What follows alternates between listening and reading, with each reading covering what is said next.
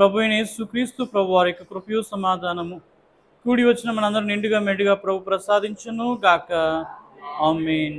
పరిశుద్ధ గ్రంథంలోంచి దేవుని యొక్క వాక్యమును పఠించుకుందాం. రోమిలకు రాసిన పత్రిక 3వ అధ్యాయము 23వ వచనాన్ని చదువుకుందాం. 3వ అధ్యాయము 23వ వచనాన్ని.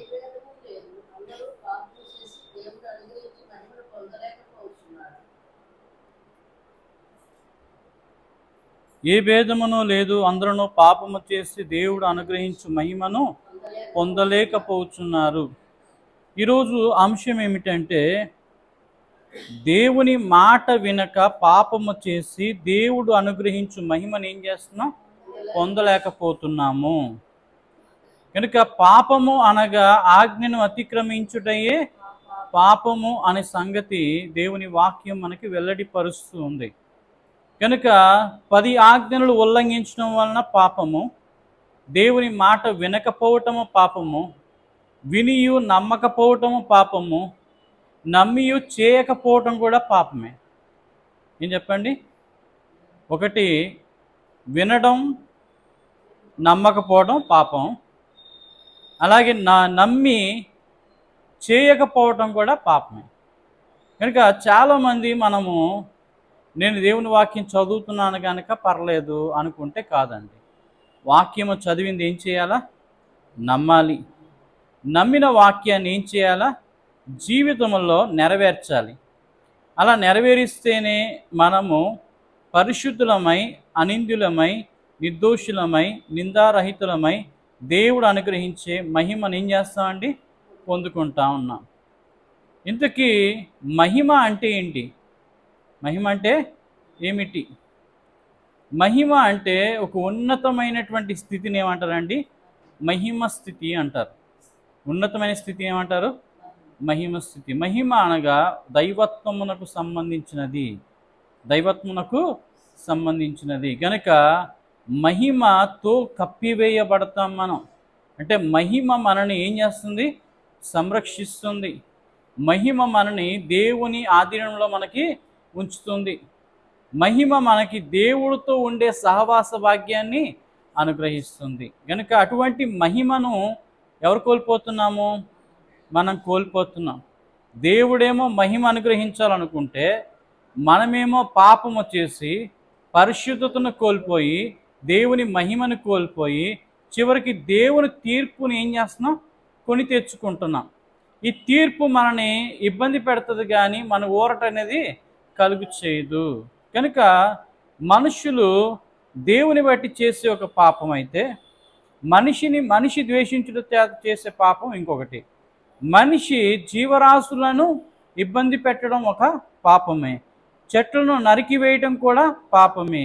చేయవలసిన మంచి చేయనెరిగియు చేయకూడని చెడు చేయటమే పాపము. కనుక అలాగనే మనిషి దగ్గర సహాయం చేయగలిగే స్తోమత ఉన్నా కూడా సహాయం చేయకపోవడం కూడా పాపమే. కనుక దేవుడు మనకిచ్చినటువంటి ఆధిక్యతను, మనకిచ్చినట్టు విలువైన జీవితాన్ని దేవుని కొరకు ఏం చేయాలా? సద్వినియోగం చేసుకోకపోతే కూడా పాపమే. దుర్వినియోగం చేస్తున్నాం. మనం ఏం చేస్తున్నామండి?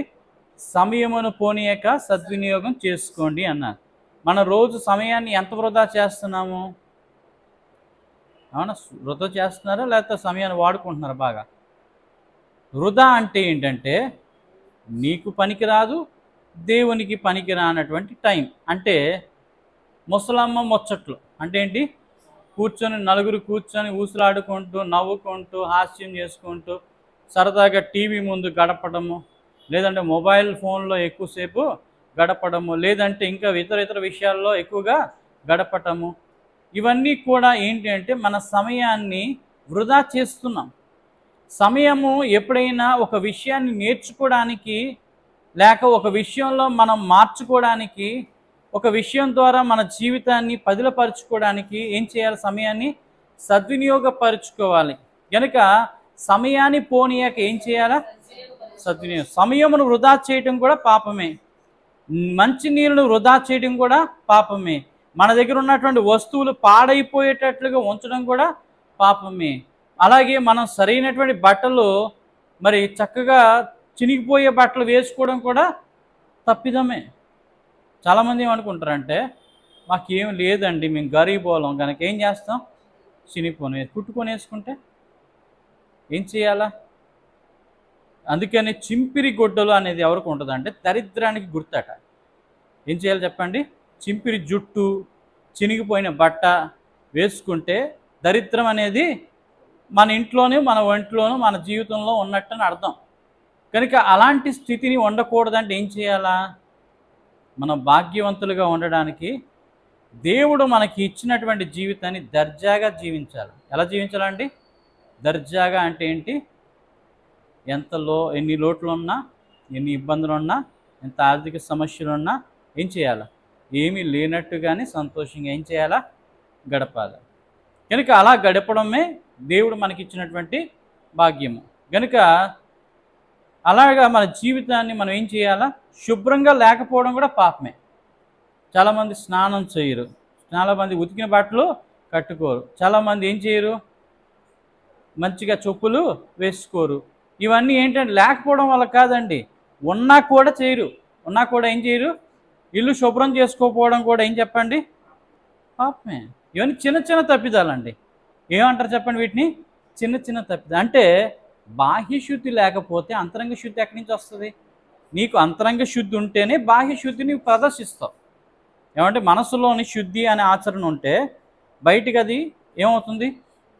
ఇప్పుడు ఫర్ ఎగ్జాంపుల్ నేను తెల్లబట్టలు వేసుకున్నాను, ఇప్పుడు ఇక్కడ నా సీటు మీదేమో ఒక అట్టిపండు నలిగిపోయి ఉంది అనుకోండి. ఎవరో వచ్చి అట్టిపళ్ళు పెట్టారు, కూర్చుండిపోవడం వల్ల ఏమైపోయి నలిగిపోయింది. అదంతా కూడా ఏమైంది? రోతగా ఉంది.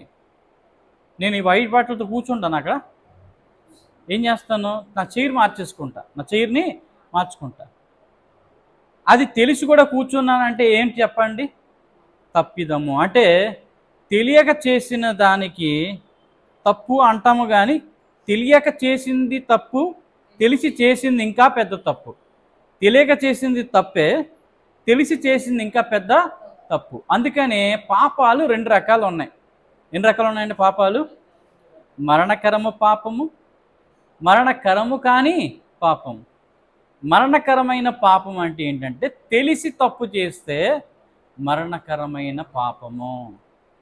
తెలియక చేశారనుకోండి మరణకరము కానీ పాపం. అందుకని దేవుడు సువార్త అనేది సర్వ సృష్టికి వెళ్ళి సర్వజనులకు నా సువార్తను ప్రకటించండి అని ఎందుకు అన్నారంటే, రేపు పొద్దున్న ఎవరు చెప్పకూడదు ఏమని, మాకెవరు కూడా యేసుప్రభు గురించి చెప్పలేదు, మాకు ఒకవేళ యేసుప్రభు గురించి చెప్పినా కూడా బాధలు పోతాయి, కష్టాలు పోతాయి, రోగాలు పోతాయి, రుగ్మతులు పోతాయి, అప్పులు పోతాయి అన్నారు. కానీ ఒరే బాబు పరలోకం ఇస్తాడు, పాపాలు మానుకోవాలి, పరిశుద్ధంగా జీవించాలి, క్రీస్తు కొరకు కష్టాలు పడాలి, శ్రమలు పడాలి, నిందలు అవమానం పడాలని ఎవరు మాకు చెప్పలేదు అని అన్నారు అనుకోండి, ఏమైనట్టు? చెప్పినోడికి అక్కడ అవుతుంది. ఏ దెబ్బలో? దేవుని వాక్యాన్ని వక్రీకరించి లోక సంబంధమైన వాటికి జోడించి చెప్పిన వాడికి అక్కడ తప్పకుండా శిక్ష అనేది ఏమవుతుంది? అమలు అవుతుంది. చాలా ఘోరమైనటువంటి పరిస్థితుల్లో క్రైస్తవ్యంలో ఉన్నటువంటి బోధకులు బతుకుతున్నారు. ఏమండి? పరిశుద్ధ గ్రంథాన్ని ముందు పెట్టుకొని షూ వేసుకొని ఎవడైనా బోధ చేస్తాడంటే వాక్యం చెప్తారా? దేవుని మందిరము అనేటప్పుడు ఇంట్లోకి ఎవరైనా బెడ్రూమ్లోకి చెప్పులు వేసుకొని తిరుగుతారా? షూ వేసుకొని వెళ్తారండి? ఏమో మీ ఇంట్లో ఎవరు వెళ్తారా షూ వేసుకొని ఇంట్లో తిరుగుతారా? కొంతమందికి కాలు ప్రాబ్లం అయితే ఇంట్లో నీట్గా ఉన్న చెప్పులు కొనుక్కొని ఏం చేస్తారు? ఇంట్లో తిరుగుతారు. సరే, ఇంట్లో చెప్పులు వేసుకొని నీట్గా ఉన్న చెప్పులు తిరుగుతారు, అది వేరే సంగతి. ప్రేయర్ చేసినప్పుడు ఆ చెప్పులు వేసుకుంటారా మీరు? ఆ చెప్పులు ఎంతో దూరంలో పెట్టి ఏం చేస్తారు? మీరున్న ప్రదేశం నీట్గా క్లీన్గా ఉంచుకొని అక్కడ మోకరించి ఏం చేస్తారు? మీరు ప్రార్థన చేస్తారా లేదా? మరి ఎంత దౌర్భాగ్యం అంటే చెప్పుకునే వాక్యం ఎలా ఉందంటే, నేనే దేవుని, ఈ శరీరం అంటే దేవుడికి ఆలయమై ఉన్నది కనుక నేను షూ వేసుకుంటే ఏంటి తప్పు అంటున్నాడు ఒక పాస్టర్. నేను షూ వేసుకుంటే ఏంటిదా అంటే, నువ్వు దేవాలయం ముందు నీలో వాక్యం లేదు. పరిశుద్ధమైన వాక్యం నీలో ఉంటే అపరిశుద్ధమైనటువంటి రీతిగా బ్రతుకుతూ అదే గొప్పతనం అనుకుని చెప్పుకొని ఏం చేయము, తిరిగే పరిస్థితి అనేది ఉండదు. కనుక చాలామందికి తప్పుని ఒప్పుకునే పరిస్థితి ఉన్న వాళ్ళు కూడా పెద్ద తప్పు చేసిన వాళ్ళే, పెద్ద పాపాలు చేస్తున్న వాళ్ళే. తప్పు అంటే తప్పే. మోషేకి దేవుడు ఏమన్నాడు ఏమంటే, యాక్చువల్లీ ఆ స్థలం అంతా కూడా ఎలాంటిది అంటే అంతా కూడా రాళ్ళు రప్పలు ఉన్నవి. నార్మల్గా అందరూ కూడా తిరిగేటువంటి ప్రదేశమే అది.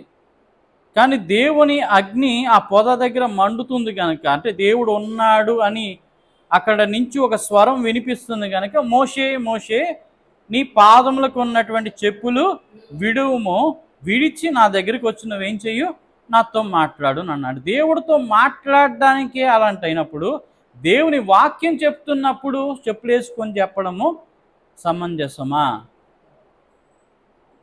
ఒకప్పుడు ఈ వాక్యాన్ని బైబిల్ గ్రంథం ట్రాన్స్లేషన్ చేసినప్పుడు కానీ రాసినప్పుడు కానీ వాళ్ళు అంటండి, యెహోవా అని పదం రాయాలంటే తలకు స్నానం చేసుకొని వచ్చి సిరాని అన్నిటినీ మార్చుకొని మళ్ళీ కొత్త సిరాతో ఏం చేసేవారు, ఆ పదాన్ని యెహోవా అని రాసేవారంటండి. అంత భయభక్తులు కలిగినటువంటి అక్షర దోషము లేకుండా పరిశుద్ధముగా ఆచరిస్తూ ప్రవక్తలైనటువంటి భక్తులు దేవుని వాక్యాన్ని అందుకొని రాస్తే, ఈరోజు బూటకపు బోధకులు ఏం చేస్తున్నారు, పరిశుద్ధ గ్రంథాన్ని ముందు పెట్టుకొని నాటకాలు ఆడుతున్నారు. దౌర్భాగ్యమైన స్థితి అది. కనుక అలాంటి వాళ్ళు ఏం చేయాలి, మనసుని మార్చుకోవాలి. అలాంటి వాళ్ళ దగ్గరికి వెళ్ళే నిజమైనటువంటి విశ్వాసులు కాదండి వాళ్ళు. వాళ్ళలాగా వీళ్ళు కూడా పనికిమాలిన వాళ్ళు అవుతారు.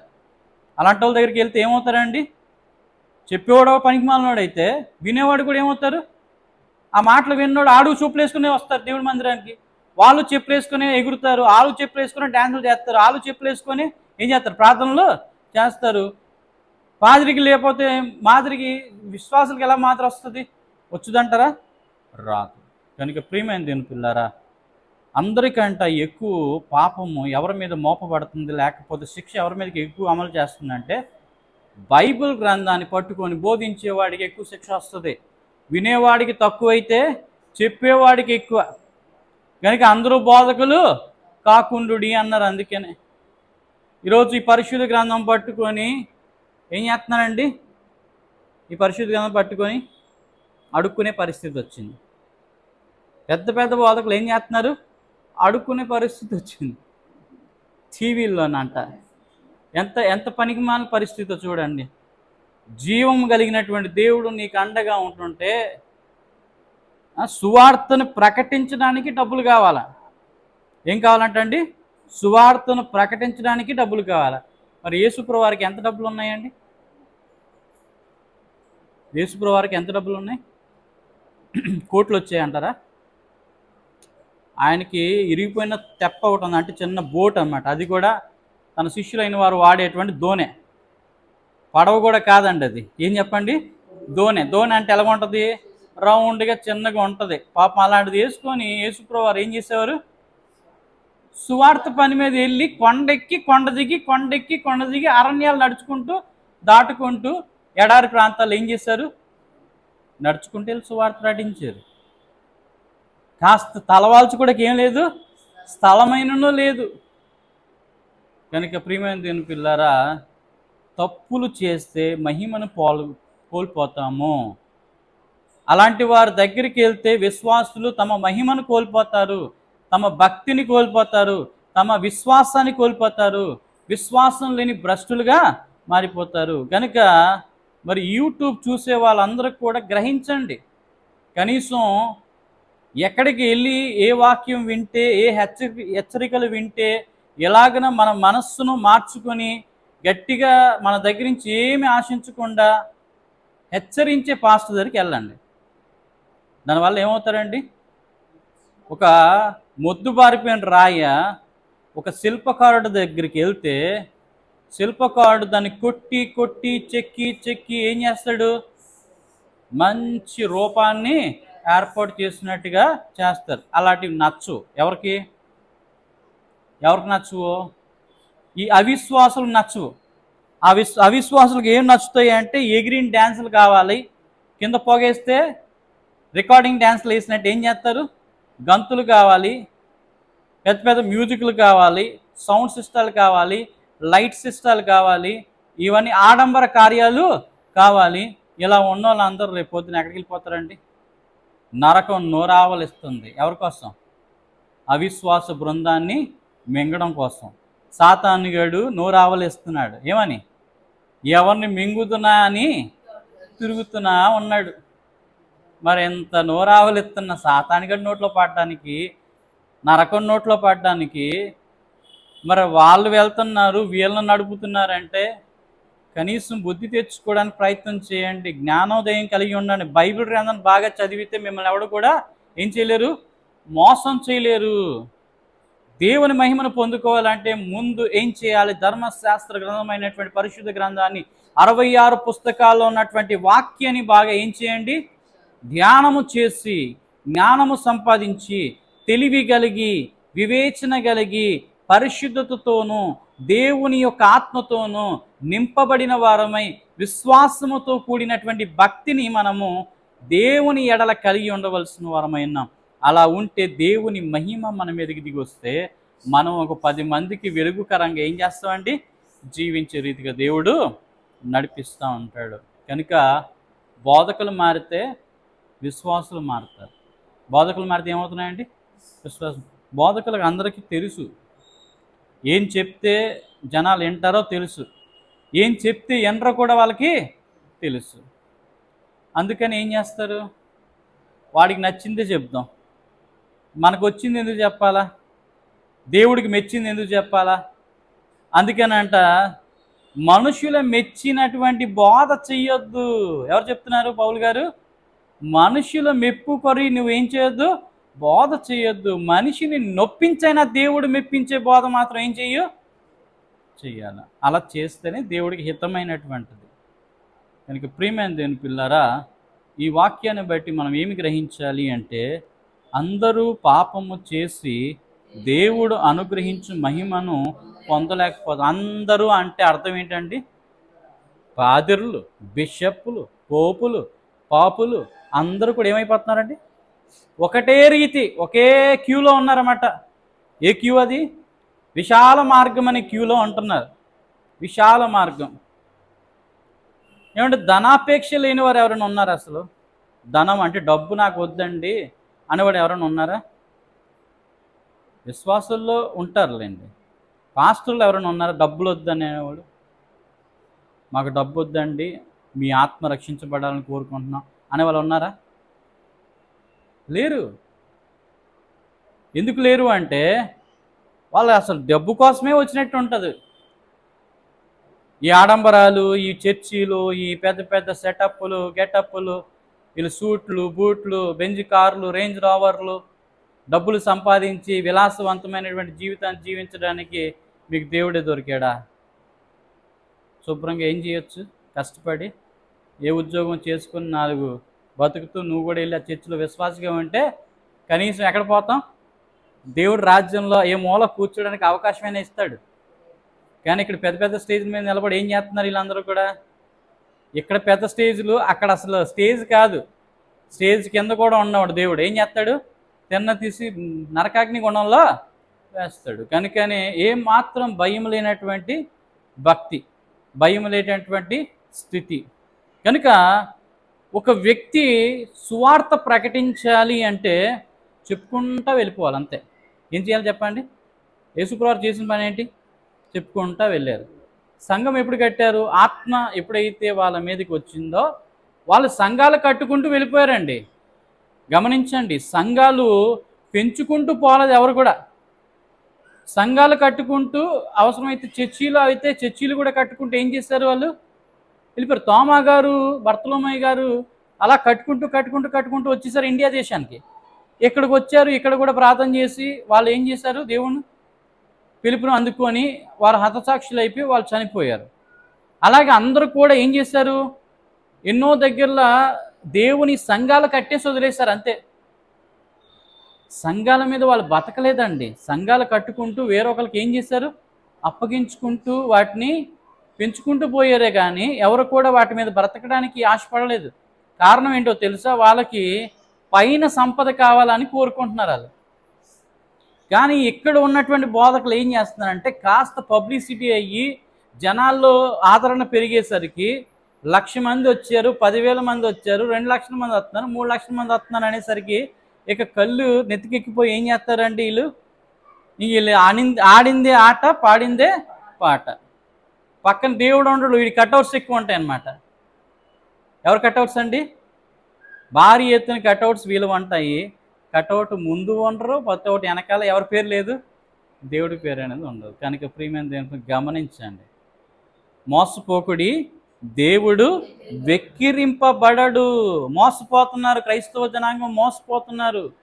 దేవుని మాట సరిగ్గా తెలియక మోసపోతున్నారు, చెప్పినా వినక మోసపోతున్నారు.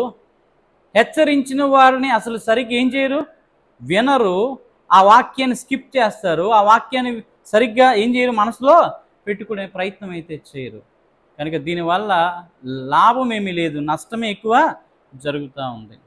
కనుక ప్రియమైన దీనికి అందరూ పాపము చేసి దేవుడు అనుగ్రహించు మహిమను ఏం చేస్తున్నారు, పొందలేకపోతున్నారు. సిరికిని దేవునికి నీవు ఏమవలేవు, దాసుడు కానేరవు. సిరికి దేవునికి ఏం కాలేవండి, దాసుడు కానేరవు. ఇప్పుడు అందరూ దేనికి దాసులు అయిపోయారు, సిరికి దాసులు అయ్యారు, దేవుడికి బాసులు అయ్యారు అన్నమాట. దేవుడికి బాస్ అయ్యారు, సిరికి దాసులు అయ్యారు.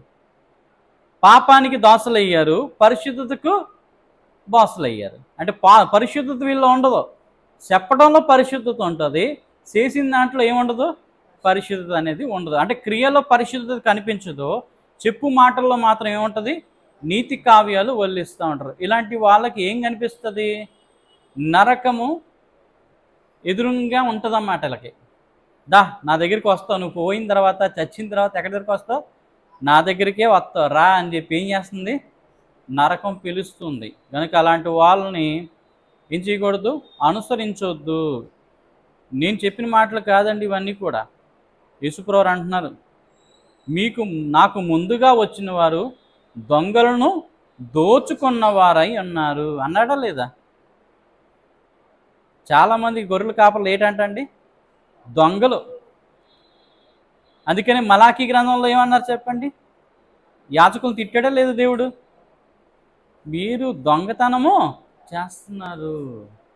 కనుక చూడండి ఎంత దొంగలు అంటే, లోకంలో వాళ్ళకి ఏమీ ఉండదు, కానీ దేవుని బట్టి వాక్యాన్ని బట్టి జనాల ఆదరణ పొంది విశ్వాసంలో వాళ్ళు బలపరచబడో కాస్త వీళ్ళ మాటలు నమ్మి ఉన్నతంగా ఎదిగిన తర్వాత విరాళాలు ఇస్తూ ఉంటే దాన్ని దేనికోసం ఖర్చు పెట్టాలి, ధనం ఎవరి కోసం ఖర్చు పెట్టాలండి? మీరు తినడానికి ఒక జానడు పొట్ట ఉంది, దానికి సరిపోతే మంచి బట్టలు మంచి తిండి చాలు కదా. కానీ ఇప్పుడు ఏమవుతుంది, ఆ డబ్బులు పట్టుకొని ఎక్కడికి వెళ్తున్నారు, విహారయాత్రలు తిరుగుతున్నారు. పాస్టర్లు ఎక్కడికి వెళ్తున్నారండి, విహారయాత్రలు. అంటే ఏంటి, ఫ్యామిలీ టూర్. లక్షలు ఖర్చు పెట్టుకొని ఎక్కడికి వెళ్తారు, అమెరికా వెళ్తారు. అక్కడికి వెళ్తే ఏమొస్తుంది, ఇండియాలో వీళ్ళు చేసిన సేవను చూపించి అమెరికా వాళ్ళని కొంతమందిని ఏం చేస్తారు, డబ్బులు అడుక్కోవడానికి వెళ్తారన్నమాట. వాళ్ళు అక్కడ చూసి ఏం చేస్తారు, అమ్మో వీళ్ళు సేవ చూసి డబ్బులు ఇస్తారు. వెళ్ళి తిరిగినట్టు ఉంటుంది, ప్రార్థన చేసినట్టు ఉంటుంది, 2 మొక్కలు చెప్పినట్టు ఉంటుంది, డబ్బులు బాగా ప్యాక్ చేసుకొని ఏం చేస్తారు, మళ్ళీ ఇండియా వచ్చినట్టు ఉంటుంది. బిజినెస్ అయిపోలా ఇది. దేనికోసం బతుకుతున్నారండి వీళ్ళు, లోకం కోసం బ్రతుకుతున్నారు. జనాలు అందరూ గ్రహించాలి ఇవన్నీ కూడా. క్రైస్తవుడు అంటే దేవుని కొరకు అన్నిటినీ వదులుకొని రిక్తుడుగా, ఎందుకు పనికిరానోడుగా ఈ లోకము దృష్టికి కనిపిస్తూ, ఇంకా చెప్పంటే అల్పుడుగా ఉంటూనే దేవుని పనిని చేసేవాడే నిజమైనటువంటి సేవకుడు.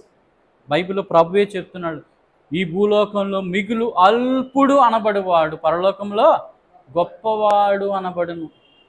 ఎక్కడ అనబడతాడండి గొప్పవాడు, పరలోక రాజ్యంలో. ప్రియమైన దేవుని పిల్లారా, ఇప్పుడు నేను కానీ లేకపోతే ఇంకెవరు కానీ లేకపోతే మా నాన్నగారికి కానివ్వండి, ఎక్కడికైనా వెళ్ళారు అనుకోండి, ఒక మీటింగ్కో ప్రోగ్రామ్కో లేకపోతే మన పెద్ద మహాసభలు గట్టి జరుగుతూ ఉంటే ఎక్కడ ఉంటాం మేము, ఎక్కడో పందిరిలో ఎక్కడో ధర కూర్చుంటే, లేకపోతే ఏదో ఒక చైర్లు ఉంటే అక్కడ పాస్టర్లు కూర్చుని కూర్చొని ఏం చేస్తాం, వాక్యం విని వస్తాం. అంటే ఏముంది అక్కడ? అల్పత్వం. అంటే పెద్ద పెద్ద వాళ్ళ దగ్గర ఎలా ఉంటాం చెప్పండి? తగ్గి ఉంటాం. మీ పై అధికారులకు ఏం చేయండి? లోబడి ఉండండి. లోబడి ఉంటాం. అలా ఉండడమే ఏం చెప్పండి? అల్పులుగా ఉండడం. దేవుని వాక్యానికి లోబడి ఉండడం, అధికారులకు లోబడి ఉండడం, ప్రజా నేతలకు కూడా ఏం చేయాలి చెప్పండి? లోబడి ఉండాలి. చట్టానికి కూడా ఏమవ్వాలా? లోబడి ఉండాలి. అలాగే మనుషుల ఎడల కూడా ఏమై ఉండాలండి? లోబడి ఉండాలి. అలా లోబడి ఉన్నవాడే ఏం చెప్పండి? లోపము లేనివాడిగా ఉన్నవాడు. చాలామందికి ఈ దీనత్వం రాదు. నేనేంటి నీకు లోబడేది అంటారు. నేనేంటి నీకు లోబడేది అంటారు. కనుక అలా ఎప్పుడూ ఉండకూడదు. ఏం చేయాలా? మిగులు అల్పుడు అనబడేవాడు పరలోకంలో గొప్పవాడు అనబడును. తన్ను తాను తగ్గించుకున్నవాడు ఏమవుతాడు? హెచ్చింపబడును. హెచ్చింపబడతారా లేదా? ఇప్పుడు చూడండి, స్టేజ్ మీద ఉన్న పాస్టర్ గారి దగ్గరికి ఒక ముసలి ఆవిడ, పాపం బీద ఆవిడ వచ్చి, అయ్యగారు ప్రార్థన చెయ్యండి అని వస్తే ఏం చేస్తారు? అలా ఆపండిరా బాబు అని ఏం చేస్తారు? కర్రలు అనేవి అడ్డు పెట్టేస్తారు. అదే సూటు బూట్ వేసుకొని కారులో దిగినవాడు వచ్చాడు అనుకోండి, రూమ్ దగ్గరికి వచ్చి మాట్లాడుకుందాం. ఎక్కడికి వస్తాయండి? రూమ్ దగ్గరికి వచ్చేయండి, మాట్లాడుకుందాం. ఏమిస్తాడు? కరెన్సీ నోట్లు ఇస్తాడు. ఏమిస్తాడండి? కరెన్సీ నోట్లు ఇచ్చేవాడికి ఏమో దాసుడు అయ్యాడు. పాపం కనికరంతో ప్రార్థనని కోరొచ్చిన తల్లికి ఏం లేదు, ఆదరణ లేకపోయే. మరి ఈ పాస్టర్ని ఏమంటాడు చెప్పండి? దేనికి లొంగాడు? అక్కడ వచ్చినవాడు ఐఏఎస్ ఆఫీసర్ అయినా, అక్కడికి వచ్చినవాడు పొలిటీషియన్ అయినా, అక్కడికి వచ్చినవాడు రిచెస్ట్ మ్యాన్ అయినా, ఒకవేళ ఆ దగ్గరలో ఇంకొక కడుబీద ఆవిడ ఎవడైనా కనిపిస్తే ప్రయారిటీ ఎవరికి ఇవ్వాలి చెప్పండి? ఎవరికి ఇవ్వాలి? ఆవిడకి ఇచ్చితే ధన్యుడు అవుతాడు. ఏ పాదరిని ఏమవుతాడు చెప్పండి? ధన్యుడు అవుతాడు. అందుకే అంటారు, తన్ను తాను తగ్గించుకున్నవాడు ఏమవుతాడు? హెచ్చించబడతాడు. మీలో ఎవడైనా గొప్పవాడై ఉండగోరిన ఎడల వాడు మీ పరిచారకుడై ఉండవలను. ఏమై ఉండాలంట అండి? పరిచారకుడై ఉండవలను. కనుక గొప్పింటి పిల్లలనేమో ముద్దులాడతాము, డబ్బు లేని పిల్లల్ని దగ్గరికి కూడా రానివ్వరు. అంటే అర్థం ఏంటి? తారతమ్యం కనిపిస్తుందా లేదా? గొప్పింటి పిల్లలు ఏం చేస్తారు? ముద్దులాడతారు. కడుబీద వాడిని ఏం చేస్తారు? కడకు దగ్గరికి కూడా రానివ్వరు. దగ్గరికి కూడా రానివ్వరు. కానీ క్రీస్తు సేవ సువార్త ఎలాగ జరిగిందంటే, ఆయన ఇంతమంది వేల సమూహం జనాలు ఉంటే అందరూ విడిచిపెట్టేసి అరణ్యంలో ఎక్కడో మూల కూర్చొని నక్కుతూ బాధపడుతున్నటువంటి కుష్ఠరోగి దగ్గరికి వెళ్ళి, నీకేం కావాలంటే, అయ్యా నేను శుద్ధుడు కావాలనుకుంటున్నా అంటే, నీకు ఇష్టమైతే నన్ను బాగు చెయ్యి, నన్ను శుద్ధునిగా చెయ్యి అంటే, నాకు ఇష్టమైన శుద్ధుడు కమ్మని ఏం చేశాడు? 2 చేతులు చాచి ముట్టి స్వస్థపరిచాడు. కుష్ఠరోగి మన దగ్గరికి వస్తే, అమ్మ మనకు అంటుకుంటుందిరా బాబు అని ఏం చేస్తాం మనం? దూరం దూరం వెళ్తాం లేదండి. ప్రియమైన దేవుని పిల్లరా, నేను కరోనా టైంలో కూడా కరోనా వ్యాధి ఉందని గ్రహించి కొంతమంది డాక్టర్లు కూడా వెళ్ళటం లేదు. అంటే ఏంటి? పేషెంట్ దగ్గరికి డాక్టర్ కూడా వెళ్ళడం భయం వేసి. అలాంటి పరిస్థితుల్లో నన్ను ఫోన్ చేసి పిలిస్తే, అంటే ఆల్రెడీ వీళ్ళు చాలామంది పాస్టర్లను పిలిస్తే వాళ్ళందరూ నో అన్నారు.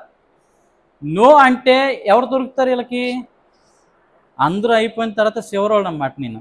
అందుకని అల్పుడు ఎవరంటే మనం. కనుక దిక్కు లేనివాడికి దేవుడే దిక్కు అన్నట్టు అప్పుడు మనం దిక్కు అన్నమాట. వాళ్ళకి మనం వెళ్తాం, అక్కడ వ్యాధి ఉన్నా, లేకపోతే కరోనా ఏమున్నా, లేకపోతే ఇంకేది ఉన్నా సరే ఏం చేయాలా? వెళ్ళాలా, సిలుముద్ర అయ్యాలా, ప్రార్థన చేయాలా. బాగు చేయడం దేవుడు వంతు, విశ్వాసం ఉంచడం వాళ్ళ వంతు, ప్రార్థన చేయడం నా వంతు. నా కర్తవ్య నిర్వహణలో నేను వెళ్ళాను, చేసుకొని వచ్చాను. అవతల వ్యక్తికి స్వస్థత వచ్చింది, అవతల వ్యక్తికి ఏమొచ్చింది? నెక్స్ట్ రోజు నుంచి జ్వరం వచ్చింది. ఎలా ఉంటుంది చెప్పండి? ప్రియమైన దేవుని పిల్లలు, దేవుడు కృప, దేవుని ప్రేమ, దేవుని ఆశీర్వాదం ఏం చేసింది? నేను స్వస్థపరిచి యెహోవాను నేనే. నీ భారములను, నీ వ్యాధులను, నీ రోగములను భరించువాడు యేసుప్రభువారు. మనం ఆయన పక్షాన పనిచేసినప్పుడు మనకేం వ్యాధి వస్తుంది? మనకి వ్యాధి వచ్చినా బాధ వచ్చినా కొన్నాళ్ళు ఉంటుంది, చుట్టపు చూపుకు వచ్చి కొన్నన్నాళ్ళు ఉంటుంది, తర్వాత తోక ముడుచుకొని ఏం చేస్తుంది? వెళ్ళిపోతుంది. అంతే. శ్రమలు అనేవి అందరికీ కామను, సర్వసాధారణం. శ్రమలు పడాలి అని దేవుడు రాతుంటే పడతాము. ఉండాలి, ఎన్ని రోజులు శ్రమ ఉండాలో, ఎన్ని రోజులు బాధ ఉండాలో దైవజనులు అన్నారు. శ్రమ వచ్చావు, తెచ్చిన బహుమానము ఇచ్చిపో అన్నారు. అందుకనే ఆయన విశ్వాసం గొప్పది. మన విశ్వాసం ఏంటంటే రోగం వచ్చిందంటే ముక్కుతూ మూలుగుతూ చర్చి మానేస్తాము, పాటలు పాడడం మానేస్తాము. వచ్చిన తర్వాత ఒంట్లో ఏం బాధ తగలట్లేదు, అందుకే పాట సరిగ్గా పాడలేకపోయాను, బైబిల్ సరిగ్గా చదవలేకపోయాను, సరిగ్గా చర్చిలో కూర్చోలేకపోయాను, మోకరించలేకపోయాను అని ఇవన్నీ సాకులు మనం ఏం చేసుకుంటాం, సమర్థించుకోవడానికి చెప్పుకుంటా ఉంటాం. కనుక ప్రియమైన దేవుని పిల్లారా, రోగం వచ్చినప్పుడు దైవజనులు ఏమన్నారు? రాగం తీయబ్బాయి అన్నారు. ఏమన్నారండి? రాగం తీయ. ప్రియమైన దేవుని పిల్లలు, నాకు బాగోలేనటువంటి దీనస్థితిలో ఉన్న టైంలో చాలా ప్రయత్నం చేశానండి. గొంతు కూడా రాలేదు నాకు పాట పాడదామంటే. కొన్ని రోజుల తర్వాత నీరసం అనేది కొంచెం తగ్గిన తర్వాత పాటలు పాడటం మొదలెట్టాను. అప్పుడు ఆవిడ చూసి, ఈవిడ హుషారుగా ఉన్నారు, పాటలు పాడుతున్నారు, పర్లేదు, ఇక దేవుడు స్వస్థపరుస్తాడులే నిన్ను అని ఏం చేసింది ఆవిడ ధైర్యం వచ్చింది. నీ పాటలు పాడితే ఎందుకు, నేను సైలెంట్గా ఎవరితో మాట్లాడకుండా పడుకుంటే మాట్లాడటం లేదని ఆవిడ బాధపడేది. కనుక ఎప్పుడైతే నేను పాటలు పాడడం మొదలెట్టానో దైవజనులు ఏమన్నారు? రోగంలో రాగం తీయమంటే రాగం తీస్తే ఇక రోగం అనేది ఏం రాలేదు, దగ్గర కూడా రాకుండా దేవుడు చేశాడు. కనుక అద్భుతకరుడు. పెద్దోళ్ళు అనుభవపూర్వకమైనటువంటి మాట అది, వాళ్ళు ఎక్స్పీరియన్స్ చేశారు కనుక మనకు చెప్పారు. అది దాన్ని ఫాలో అయితే మనం కూడా ఏమవుతాం? విజేతలు అవుతాం. కనుక అలాగున చాలా విషయాలు పెద్దవాళ్ళు చెప్పిన మాట చద్దుకెళ్ళి మూటను ఉత్తిని అనలేదు. అది వాళ్ళు లోకంలో ఉన్న మనుషులు చెప్పిన పెద్దవాళ్ళ మాట చెప్పినా వినాలి. అలాగే దైవజనులు లాంటి భక్తులు చెప్పినా కూడా ఏం చేయాలా? వినాలి. వినదగున ఎవ్వరు చెప్పిన వినంతన వేగిరి పడక కన్ని కళ్ళ నిజము తెలిసిన మహిలో సుమతి మతిలో సుమతి అని సుమతి శతకంలో రాయినట్టుగా ఎవరు చెప్పినా వినాలి. అందులో మంచి ఏంటో తీసుకోవాలా, చెడుని ఏం చేయాలి? మనము విసర్జించాలా. మంచి వినకుండా చెడు వినడం కూడా పాపమే. ఇప్పుడు చెప్పండి, మంచిని వినకుండా చెడు వినడము పాపమే, మంచి అని తెలిసినా కూడా చెడును అవలంబించడం పాపము. అలాగే ఇక్కడికి వెళ్ళడం వల్ల నా భక్తి సరిగ్గా లేదు అని అనుకుంటూ అక్కడికే వెళ్ళడం కూడా ఏం చెప్పండి? పాపమే. చాలామంది ఇప్పుడు అదే, నేను ఆ సహవాసంలోకి వెళ్తానండి, అక్కడ ఏమీ నాకు నచ్చదండి, అక్కడికి వెళ్తాం ప్రార్థన ఏమీ సరిగ్గా ఉండదండి, అక్కడ భక్తి ఏమీ లేదండి, కానీ తప్పటం లేదండి, చుట్టరికం కోసం ఏం చేస్తున్నాం? చర్చిలకి వెళ్తున్నాం అనుకునే వాళ్ళు చాలామంది ఉంటారు. దానివల్ల ఏంటి అర్థం? దేవుడి కోసం వెళ్తున్నారా, మనుషుల కోసం వెళ్తున్నారా? దేవుని సన్నిధికి దేవుని కోసం మాత్రమే వెళ్ళాలి. నేను ఈరోజు పాస్టర్ గారిని చూడడానికి వెళ్తున్నానో, చర్చి చూడడానికి వెళ్తున్నానో, మనుషులు చూడడానికి వెళ్తున్నానో అనుకొని రావద్దు. నేను దేవుని చూడడానికి వెళ్తున్నాను, దేవుని కలవడానికి వెళ్తున్నాను, దేవుని దీవెన పొందడానికి వెళ్తున్నాను, ఆయన వాక్యాన్ని అందుకోవడానికి వెళ్తున్నాను, ఆయన్ని స్తుతించడానికి వెళ్తున్నాను, ఆయన సన్నిధిలో మోకరించి ప్రార్థించడానికి వెళ్తున్నాను అని ఆయనే మనసులో ఉండాలి తప్ప ఆయనకంటే మించి వేరే ఏది కూడా పెట్టుకోకూడదు. పెట్టుకుంటే మనం ఏం కాదు, దేవుడికి యోగ్యులం కాదు. అందరూ వెళ్తున్నారు కానీ వెళ్ళకపోతే బాగోదు అనుకుంటే తప్పు. అందరితో కాదు కంపేర్ చేసుకోవాల్సింది. నువ్వు పర్సనల్గా నీకు నువ్వు అనుకోవాలా, నేను దేవుడి దగ్గరికి వెళ్తున్నాను. ఎవరి దగ్గరికి వెళ్తున్నావు? దేవుడి దగ్గరికి వెళ్తున్నాను అని నువ్వు మనం అనుకొని రావాలి. అప్పుడు నువ్వు ఏ గురితో వచ్చావో ఆయన ఆ గురితోనే నిన్ను దీవిస్తాడు. పొట్టి చెక్కయ్య చెట్టెక్కి, మేడి చెట్టెక్కి ఎవరు వస్తారని ఎదురు చూస్తున్నాడు? ఏమంటే ఆయన పెళ్లి చేసుకుపోయి అమ్మాయి వస్తుందని చూస్తున్నాడా? లేకపోతే ఎవడైనా డబ్బులు మూట పట్టుకొని వస్తాడేమో చూస్తున్నాడా? లేదంటే ఏదైనా బహుమానాలు వస్తున్నాయని చూస్తున్నాడా? లేదండి, ఎవరో తెలియని మనిషి కోసం ఎదురు చూస్తున్నాడు అన్నమాట. ఎవరైనా యేసు అంటే ఎవరో ఆయనకి తెలీదు, కానీ యేసు అంటే విన్నాడు కానీ చూడలేదు. చూడాలనే ఆసక్తి కలిగినటువంటి ఈ వ్యక్తి పొట్టివాడైనందున గుంపులో చూడలేనని భావన కలిగి తెలిసి మేడి చెట్టెక్కి స్పష్టంగా చూడాలి అన్న ఆతృతతో చెట్టెక్కేసి కొమ్మెక్కి ఆ కొమ్మ మీద కూర్చొని ఏం చేస్తున్నాడండి? ఎవరి కోసం చూస్తున్నాడు? యేసయ్య కోసం చూస్తున్నాడు. అలా ఉండాలంటే మన విశ్వాసం అనేది ఎదురు చూపుల్లో ఉండాలా లేదా? చాలామంది శుక్రవారం అవుతుందమ్మా, ఈరోజు ప్రార్థనకి వెళ్ళాలి, తలకు స్నానం చెయ్యాలి. అమ్మో శుక్రవారం వచ్చేసింది ఈరోజు. ఏం వచ్చేసిందంటే ఇలా అనుకున్న వాళ్ళు ఉన్నారా? లేరంటారా? ప్రార్థన ఉన్న రోజు ఏదోలాగా ఉంటుంది అన్నమాట. అంటే ఇది ఈరోజు ఏం చేయాలా, వర్షం పడుతుంది, ప్రార్థనకి వెళ్ళాలా, దేవుడి సందులో కూర్చోవాలా అనుకునే వాళ్ళు కొంతమంది ఉంటారు. కానీ కొంతమంది అమ్మ శుక్రవారం ఎప్పుడు వస్తుందో, ఆదివారం ఎప్పుడు వస్తుందో, దేవుడి రోజు ఎప్పుడు వస్తుందో, ఆయన సంధికి ఎప్పుడు వెళ్దామా, ఆయన సంధిలో ఎలాగ ఉండాలో అని ఆశతో వస్తారండి. ఆశతో వచ్చిన ప్రాణము దేవుడు ఏం చేస్తాడు? తృప్తిపరుస్తాడు. గమనించండి, దేవుడు ఆశ కలిగిన ప్రాణాన్ని ఏం చేస్తాడు? తృప్తిపరుస్తాడు. దేవుని సంధికి మొదటిగా నేను ఉండాలి, నేనే ముందు ఉండాలి అని పోటీ పడి వచ్చే వాళ్ళకి ఆయన చూస్తాడు. పర్లేదు, ఎప్పుడు వెళ్ళినా పర్లేదు, మన అన్ని పనులు చూసుకుని ఏం చేయొచ్చు, తీరిగ్గా వెళ్దాం అనుకున్నాడు ధీమాగా వెళ్తున్నాడు అన్నమాట. ఎవరికి దగ్గరికి వెళ్ళేది? ఎవరి సన్నిధికి వెళ్తున్నాం? లోకాలను ఏలే రారాజు దగ్గరికి వెళ్తున్నాం, మామూలుడి దగ్గరికి కాదు. పెన్షన్ అందుకోవడానికి ఎలా వెళ్ళిపోతాం? అందరికన్నా లైన్లో ముందు కూర్చోడానికి వెళ్ళిపోతాం. డాక్టర్ దగ్గరికి వెళ్ళిపోవాలంటే ఏం చేస్తాం? ముందు నెంబర్ తీసుకుంటారు. ఎందుకు? నాకు బాబు 1 నుంచి 10 లోపు ఉన్న నెంబర్లో ఏం చెయ్యు, నాకు కావాలి. ఆడి కోసం 4 గంటలకైనా వెళ్ళిపోయి ఏం చేస్తాం? డాక్టర్ దగ్గర నెంబర్ తీసుకుంటాము. ప్రిన్సిపల్ కలవాలంటే ముందు వెళ్ళిపోయి కూర్చుంటాము. ఏదైనా పనులు ఉన్నాయి, లోకంలో పనులు ఉంటే ముందు వెళ్ళి కూర్చుంటాము. అన్నిటికీ ముందు ప్రయారిటీ ఇచ్చి దేవుడి దగ్గరికి వచ్చేసి ఎవరికి వెళ్దాంలే అనుకుంటారు. అంటే ఎలా ఉంది పరిస్థితి ఇప్పుడు? నిజంగా అలాంటి విశ్వాసులకి సన్మానం చెయ్యాలి, దండేసి సన్మానం చేసి ఇలా ఉండాలి అని చెప్తే ఎక్కడికి వెళ్తారు వాళ్ళు? ఎక్కడికి వెళ్తారు? చివరి గుంపులో ఉంటారు. బుద్ధి లేని కన్యకల గుంపులోకి వెళ్ళిపోతారు. బుద్ధి లేని కన్యకల గుంపులోకి వెళ్ళిపోతారు. కనుక బుద్ధిగల కన్యకలు తమతో పాటు తమ దివిటీలు పట్టుకొని సిద్ధపడి వాళ్ళు కూడా పడుకున్నారు. కానీ పెండ్లి కుమారుని రాక వినగానే ఏం చేశారు? పెందల కడన లేచి వాళ్ళు ఏం చేశారు? అన్నీ సర్దుకొని వెళ్ళిపోతున్నారు. వాళ్ళు వీళ్ళు వెనకాల వచ్చి కునుకు దీపాలు ఏం చేస్తున్నాయి? మాకు కొంచెం నూనె ఇవ్వాలంటే మీకు మాకు చాలదని తెలివిగా సమాధానం చెప్పి అమ్మోళ్ళ దగ్గరికి వెళ్ళి కొనుక్కోండి అని చెప్పేసి వాళ్ళు లగెత్తారు, పరిగెత్తారు. ఎక్కడికి? వెళ్ళిపోయారు. ద్వారం వీళ్ళ కోసం తెరవబడింది, వాళ్ళు వెళ్ళిపోయారు లోపలికి. వాళ్ళ గుంపులో ఉందామా? వీళ్ళలాగా చూద్దాంలే అని చివరి అనుకుంటే కనుక దేవుడు మనకి ఇచ్చిన అవకాశాన్ని సద్వినియోగం చేసుకోవాలి.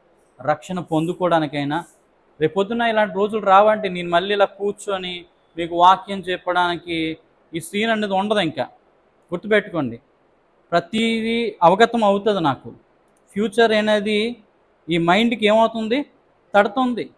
కనుక రేపు ఫ్యూచర్ బాగుండదు. క్రైస్తవుడి ఫ్యూచరే లేదు, అసలు జీరో ఫ్యూచర్. లోకంలో కష్టాల పాలవుతాడు.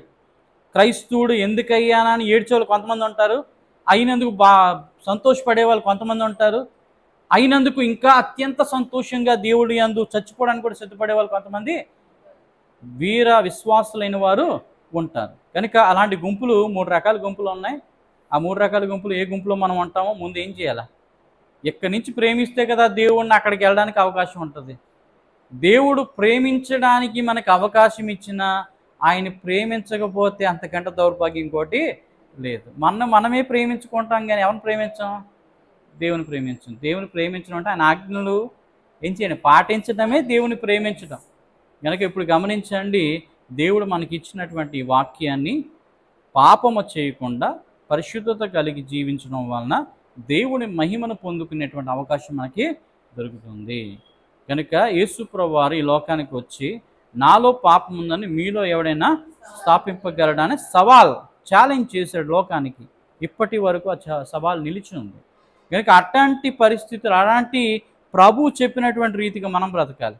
పౌలు గారు అంటారు, నేను క్రీస్తును పోలి నడుచుకున్నలాగా మీరు నన్ను పోలి నడుచుకోండి. క్రీస్తు యేసును కలిగిన మనసు మీరును కలిగి ఉండండి. కనుక ఇది మనలో లేకపోతే మనం అసమర్థులుగా ఉన్నాము, లేక దేవునికి యోగ్యత కలిగిన వారంగా లేము అని గ్రహించి మనము దీన్ని బట్టి ఏం చేయాలా? మనల్ని మనం సరి చేసుకోవడానికి ప్రయత్నం అనేది చేయాలి. వాక్యం వినడం పెద్ద విషయం కాదు, విని దాని ప్రకారంగా ప్రవర్తించువారై ఉండవలను అని యాకోబు రాసిన పత్రికలో రాయబడింది.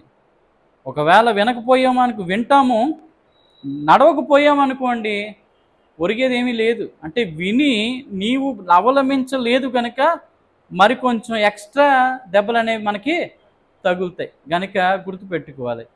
ఈ లోకంలో దేవుడు మనకు శిక్ష అయితే అమలు చేయడు, కానీ రాబోయే కాలంలో అంటే మనం ఈ లోకంలో మన రోజులు ముగిసిన తర్వాత మనకు ఒక తీర్పు దినం ఉందన్న సంగతి మనం ఏం చేయాలా, మర్చిపోకుండా జాగ్రత్త పడాల్సిన అవసరం మనకి ఉంది. చాలామంది ఏమనుకుంటారంటే, నేను దేవుడిని నమ్ముకున్నాను, నాకు కష్టాలు ఎక్కువ వచ్చేస్తున్నాయి, నేను దేవుడిని నమ్ముకున్నాను, నాకు శోధన ఎక్కువ వచ్చేస్తుంది, నేను దేవుడిని నమ్ముకున్నాను, నాకు ఏమీ బాగోట్లేదు, నా ఆరోగ్యం బాగోట్లేదు, నా కుటుంబం పరిస్థితి బాగోలేదు, నాకున్న చుట్టూ పరిస్థితులు బాగోలేదు అని చాలామంది నిరాశ నిస్పృహతో ఉండే వాళ్ళకి ఒకటే చెప్తున్నా, నీకున్న